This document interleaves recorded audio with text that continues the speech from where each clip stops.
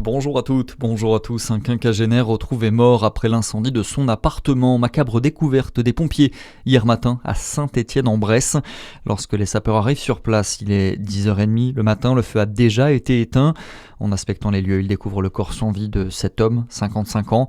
On ignore pour l'heure les raisons de son décès ou les causes exactes du départ de feu.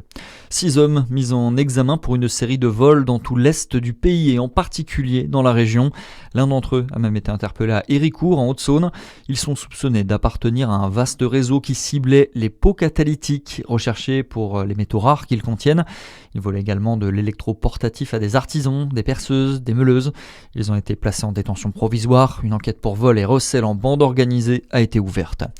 La direction de la société Air Bourgeois à Besançon a invité ses salariés à cesser le travail. Hier, un débrayage d'une heure suite à un appel de la Fédération européenne des industriels de construction de moteurs électriques. Les sociétés du secteur s'inquiètent de l'instabilité économique qui les touche actuellement face à la concurrence avec les pays asiatiques. Si aucune mesure n'est prise, l'entreprise qui emploie plus de 1000 personnes dans le Doubs pourrait bien fermer ses portes d'ici 5 à 10 ans. Dans le reste de l'actualité, le groupe Meta dans le viseur de l'Union européenne. La maison mère de Facebook et d'Instagram laisse encore trop de jeunes de moins de 13 ans avoir accès à ses services d'après Bruxelles.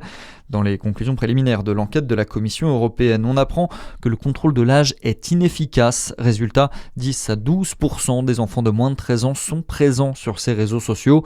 Meta s'expose à une amende jusqu'à 6% de son chiffre d'affaires. Les vacances des Français bousculées par la guerre au Moyen-Orient. Une étude IFOP pour Alliance France Tourisme révèle une hausse de l'incertitude à l'approche de l'été. Les tensions internationales et le prix du carburant devraient influencer le choix de destination. C'est ce que nous explique Didier Arinaud, c'est le directeur de ProTourisme. On l'écoute. Les vacanciers qui envisageaient de partir à l'étranger, rappelons-le, ils étaient au départ 400 000 de plus, ils sont déjà 800 000 à y avoir renoncé, 1,5 million qui hésitent. Et dans ces vacanciers, il y a ceux qui ont renoncé parce qu'ils avaient l'intention de partir soit au Moyen-Orient, soit en Asie en passant par le Moyen-Orient. Mais on a aussi un effet dissuasif du fait de l'augmentation des prix du kérosène, des billets d'avion et de l'annulation des vols. Ça génère une inquiétude chez les vacanciers. Bon nombre vont renoncer à prendre l'avion et par conséquent, ça risque aussi de rendre la situation encore plus difficile pour ces compagnies aériennes. Seuls 37% des Français sont certains de partir en vacances cet été. Ils étaient 50% l'an dernier à la même période. Et puis on termine avec un mot de football et cette grève, pas comme les autres, celle des ultras du DFCO. Les Lincoln's Boys ont annoncé qu'ils resteront silencieux lors du premier quart d'heure demain à l'occasion du match face à Châteauroux.